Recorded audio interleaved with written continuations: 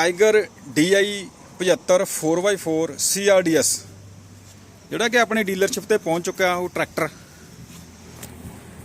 ਦੇਖੋ ਕਿੰਨੇ ਵਧੀਆ ਤਰੀਕੇ ਦੇ ਨਾਲ ਇਹਨੂੰ ਅਸੈਂਬਲਡ ਕੀਤਾ ਗਿਆ। ਪਲੱਸ ਜਿਹੜਾ ਇਹਦਾ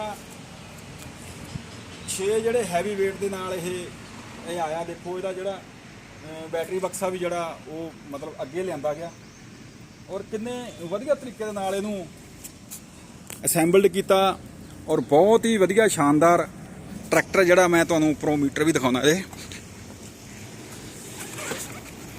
देखो अगर कोई प्रॉब्लम आउंदी आ तां जिमीदार भरा नूं पता लगूगा कि इहदे च की प्रॉब्लम आ, उपर शो अप हो जाऊगा।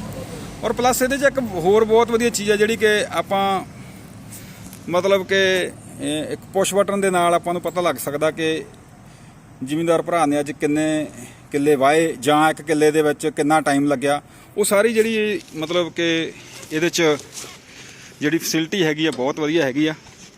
और मैं तुहानूं दसना चाहुंदा सी कि जिहड़ा आपां नूं बड़ी बेसबरी नाल इंतज़ार सीगा जिहड़ा ट्रैक्टर दा, वो ट्रैक्टर मार्केट च पहुंच चुक्या वीर जी। देखो किन्ना वधिया तरीके नाल इहनूं असैंबल्ड किया गया। बहुत ही वधिया ट्रैक्टर DI 75 4x4 CRDS।